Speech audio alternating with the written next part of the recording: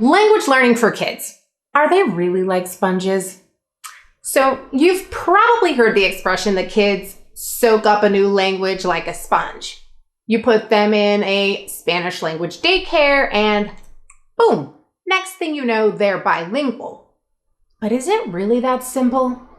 Here are 3 reasons why children are sponges, but maybe not the types of sponges you thought. So the first way is children are typically acquiring language more like they did their first language in an immersive setting if they're doing dual language or Spanish classes weekly, or maybe one parent is using the language part of the time. I like how science writer Lindsay Patterson discusses the sponginess of kids in an article for the New York Times. I do recommend that you read the full article, and I'll link to it in the description for this video. But here's the gist. Lindsay and her family moved from Austin, Texas to Barcelona, Spain. She wanted her son to become trilingual in English, Spanish, and Catalan, which is the regional language around Barcelona. Everybody assured her that this would be easy peasy because, you guessed it, kids are like sponges. But Lindsay soon started to worry that maybe her son wasn't so spongy.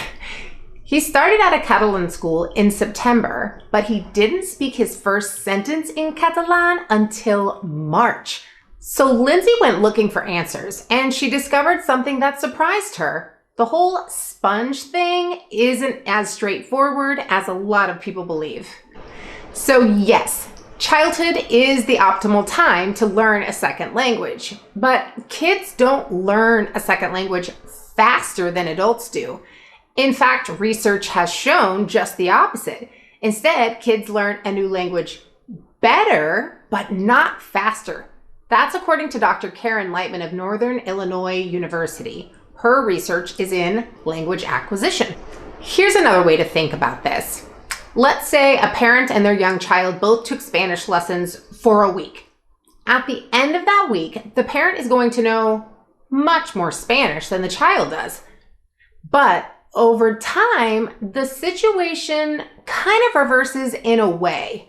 With more study, the parent does get really good at Spanish.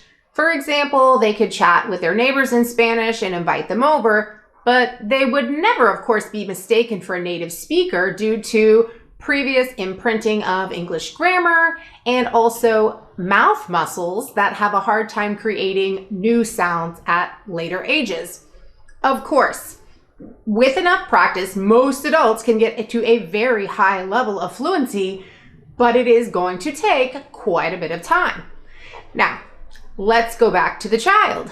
Let's say that they get just as much Spanish as their parent, but they actually start getting exposure from daycare or an immersion program. They take some supplemental online classes to make sure that they get some practice speaking in a small group.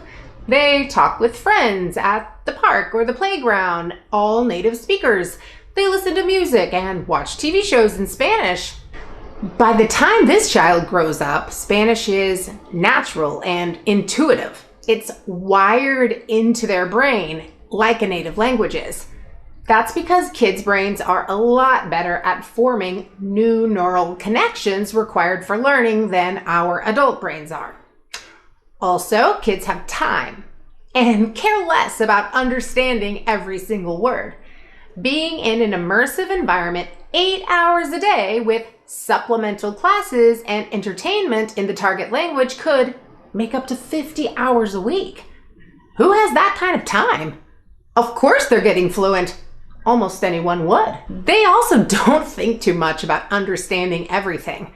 They take what they get from context or images or gestures, and they do their best. I've seen kids watch TV in a language they've never heard before for hours. I, as an adult, could not sit through this. But kids don't seem to care. Now let's talk about accent. The adult mouth muscles and ability to hear certain sounds has already been established and fairly set by the age of 12. This is pretty hard to change. It's possible, but harder. Just like it would be easier to paint a white wall black than it is to paint a black wall white. blank slate versus already established color or muscles.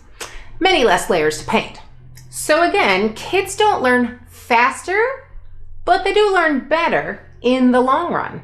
Now that you know this, you might be wondering what happened to Lindsay's son at his school in Barcelona. Actually, it took a while for things to change for him. But after a year and a half of her son not saying much at school, Lindsay's family got a big surprise. He started speaking Catalan and Spanish. His sudden fluency seemed pretty out of the blue. But Lindsay knew that it was actually due to everything he had been soaking up the whole time. Many fantastic language teachers like Ollie Richards specifically suggest spending as much time soaking up the language as possible before trying to speak it. So, what should you take away from Lindsay's story if you're a parent who wants your child to be bilingual? There are two big things. First, be realistic about your child's language learning. They're not going to be fluent right away, and they might not learn in the same way and at the same pace that their friends do. After all, kids are different in how they learn just about everything, not just language. Maybe your kid makes linear progress with their target language. Maybe they have a sudden breakthrough like Lindsay's son. Either way, it's just fine. Second, I want to emphasize the part of the New York Times story. So Dr. Carmen Munoz, PhD, a language researcher at the University of Barcelona, uses her public talks to deconstruct what she calls the myth of the sponge. I show a picture with a sponge on a table and some water on the corner, she said. To put it into words, children need more than proximity to absorb a new language. Absolutely. That sponge is not going to absorb the water across the table, and your child isn't going to absorb a new language unless they are immersed in it.